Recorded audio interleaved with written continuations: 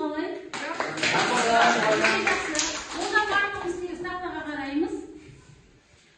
Міне сендерде бүгінгі сабақтың барысы бойынша суреттерді қандай оқиғаға байланыстырады дейді. Бүгінгі жаңа тақырыпқа шығу үшін мен сендерге мынандай тапсырма жасап әкелдім. Мына жерде тұрған суреттерге, термин сөздерге жақсылап мән беріңдер де өз ойларыңды айтып көріңдерші. Бұл суреттер терминдер нені білдіреді және қандай оқиғаға байланысты? Балтырған бастай ғой. Бұл жерде нәсілшілдік, ұлтшылдық, антисемитизм деген терминдер бар екен. Бұл жерде Германиядағы нацизм, ұлтшылдық деп ойлаймын. Тақырып Германиядағы негізі суреттерде де көруге болады. Еврей халқының суретін жаңағы знакын және де нацизмдікін. Жақсы. Мына жақта отқан. Осы жерде суретте белгілі екінші дүниежүзілік соғыстан кейінгі Германиядағы нацизм жайлы, яғни арий нәсілдің және нацистік идеологияның байрағы көрсетілген. Жақсы. Сонымен ортақ бір сұрақ қанекей. Сонда бүгінгі біздің тақырыбымыз қандай тақырып болуы мүмкін деп ойлайсыздар? Германиядағы нацизм. Жақсы. Қазір ашып қарап көреміз. Сонымен бүгінгі тақырыбымыз Германияда адамдардың өміріне ұлтшылдық саясат қандай әсер етті дейді. Сендер сурет және термин арқылы дұрыс болжадыңдар тақырыбымызды. Себебі сендерге берілген жаңағы белгілі терминдер бұрыннан танысы болады. Не? Енді осы жалпы бүгінгі тақырыбымыздың біздің мақсатымыз ол осы Германиядағы халық жалпы осы нацизм идеологиясы ұлтшылдық халыққа қалай әсер етті, халық оны қалай қабылдады. Осы туралы бүгінгі мақсатымызда қол жеткіземіз деп ойлаймын. Ең алдымен әрине ол мақсатқа қол жеткізбес бұрын біз сендермен бір шағын бейнеролик көрейік.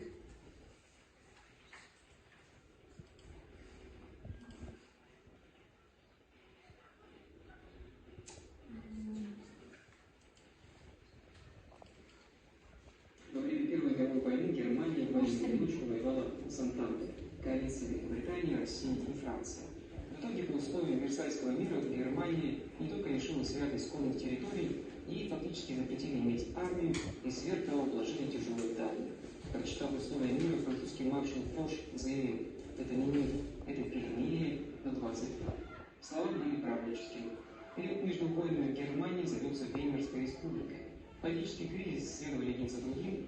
Все лишь немного утряслось, когда во главе республики встал рейхс-президент Пауль фон Гинденбург, когда он славный полководец, но теперь очень и очень пожилой человек.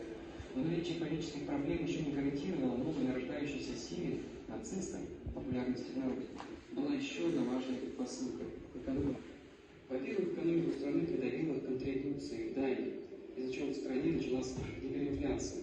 Бывало, люди получали зарплату по 2 раза в день, так как к вечеру полученные утром деньги уже обесценивались. И, как говорят, анекдотами поменьше, было выгоднее топить печь, чем покупать в ней дрова. Во-вторых, в 1929 году в Америке началась Великая депрессия, которая ударила по всем странам, не обойдя, конечно, Германию. Итак, вот в этих условиях я вышел на арену бывший ефрейтор и художник-неудачник, который начал с того, что неистово выступал в мюнхенских пивнушках.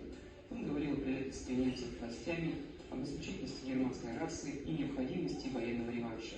Его заметили промышленники, которые дали деньги на создание новой партии.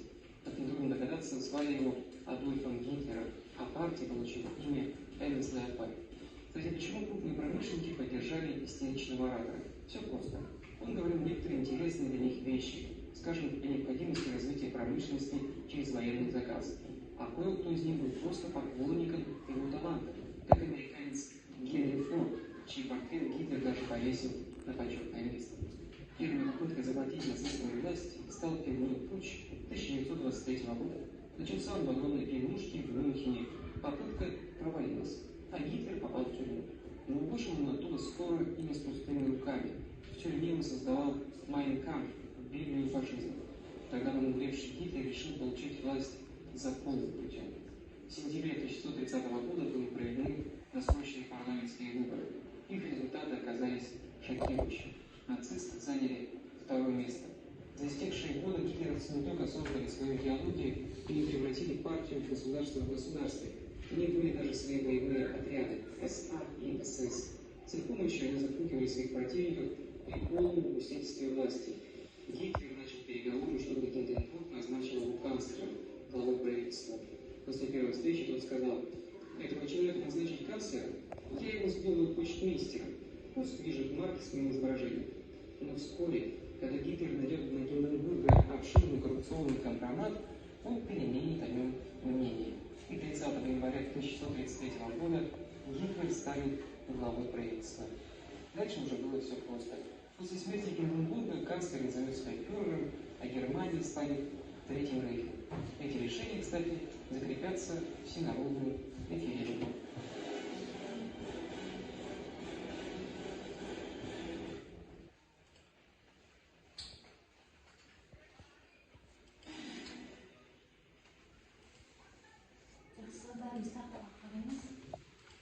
Келесі енді осы жаңағы көрген бейнеролик арқылы және сізге қосымша ресурстар беремін, сол арқылы фишбон әдісімен біз неліктен Германияда гитлершілер билікке оңай қол жеткізді деген мәселенің жауабын табуға тырысамыз. Енді екі топқа мәлімет ресурстарды қарай береміз және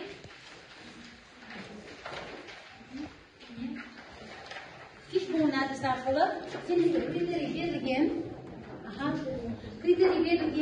екі себебін, екі дәлелін және қорытынды осы бесеуін тездетіп анықтауға тырысамыз. Кәнекей сендерге 1-2 минут уақыт беріледі. Мен бүйтіп қояйын.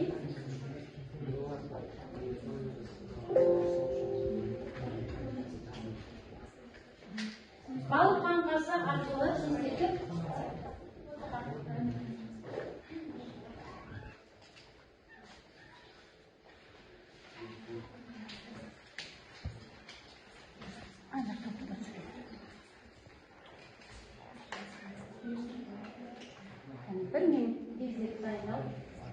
неліктен гитлершілер Германияда билікке оңай келді?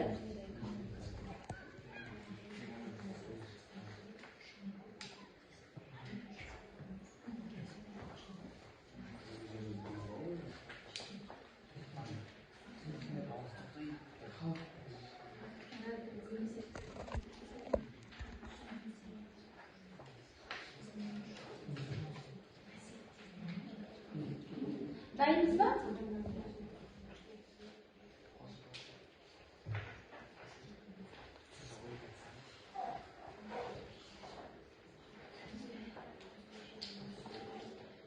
Кәнекей. Ал тездетейік, аяқтайық. Өте жақсы бірінші топ аяқтады. Өте жақсы ал бірінші топтан бастайық. Кәне ортаға шығып, бір оқушы немесе екі оқушы шығып, ойларыңызды бөлсеңіз, екінші топтан бастайық, қазір өздеріңіз кей байланыс жасап кетесіздер. Мына балалардың барлығы көзі кетіп, ортаға қарай кетсем де дұрыс болар еді, мына жерге жақын болайықшы. Ал бастайық енді. Сонымен фишбон әдісі неліктен Германияда гитлершілер билікке оңай қол жеткізді? Текст тыңдап отырамыз. Ал бірінші себебі деп бастай қойды. Бірінші себеп бұл біріншіден соғыстан кейін экономикалық құлдырау деп ойлаймыз. Ол халық олардың дағдарысынан интегралдық әсерінен адамдар керек болды. Сондықтан оның дәлелдемесі жеңілгеннен кейін контрибуция келеді және де ол елде кризис болған. Екінші дәлелі Гитлерде ораторлық қасиеттері болды. Сондықтан адамдар өзіне Қараталды деп айтады, бағаны емес қараталды. Ал нәтиже қандай қорытынды шығарасыңдар өз бойынша? Жаңағы халыққа оларды дағдарыстан шығаратын жаңағы жетелейтін адам керек болды. Ал жаңағы Гитлерде сонда ораторлық қасиеттер болғандықтан ол адамдарды өзіне қараталды жаңағы сендіре алды, өзінің жоспары болды. Сондықтан да ол тез билікке оңай қол жеткізді. Жақсы, жарайды. халық оған сеніп, өзінің таңдауын қабылдап Гитлерді үшінші рет. Ал Гитлер билікке қандай жолмен келді? Төңкеріс жасау ма әлде заңды түрде ме? Қай жылы болып еді сайлау? 1933 жылы 30 қаңтарда. Жақсы, отыра қойыңдар. Екінші топты тыңдап көрейік. Мүмкін басқа айтарлар бар шығар, жұмыс болсалар бар шығар. Пікірін тыңдап көрейік. Кәнекей балалар тездетейік.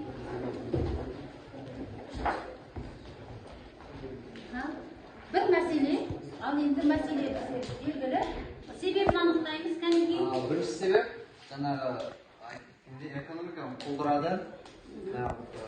Соғыстан кейін өте көп экономикасы, жаңағы ақшасы құлдырады, құнсызданды. Контрибуция төленді, яғни соғыстан кейін, бірінші дүниежүзілік соғыстан кейін шығып жоқ кетті. Германия екінші себеп Германия жеңілді.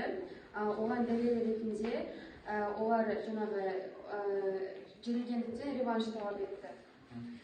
Қорытындылай келе, жаңағы халық жаңашылдық қалады, жаңағы жоспары бар адамды қалады, өзінің жаңағы жоғары көтергісі келді да, жаңа адамды Гитлерді соны көрді, жақсы басшы болады деп көрді да, соны сайлады. Жақсы. Жарайды, отыра қойыңдар. Жалпы сонда Гитлер өзінің мақсатына жетті ғой, иә? Халықты сендіре алды ғой. Сендердің ойларыңша, иә? Басты себеп, мен саған кері байланыс жасап кетейін. Екі жақтың да аталған бір себептер өте ұқсас, сол экономикалық дейді. Жақсы, оған келісуге болады. Бірінші дүниежүзілік соғыстан кейінгі жаңағы экономиканың құлдырауы, одан кейінгі тағы да бір жаңағы айтылған бірінші дүниежүзілік соғыстан жеңілді дедіңдер. Екінші бір жақта тұрып айтты, Гитлер себебі өте мықты шешен оратор болды дедіңдер. Бұл себебі өте жақсы, бәріне келісуге болады. Жаңа өздері көрген бейнероликтарда барлығында тек қана қандай нәтиже шықты соңында?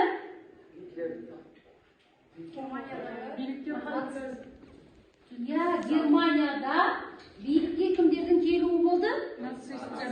Гитлершілер дейміз. Гитлершілердің олардың партиясы НСДАП деп аталады. Және олардың идеологиясы, ең басты идеологиясы қандай еді? Нацизм.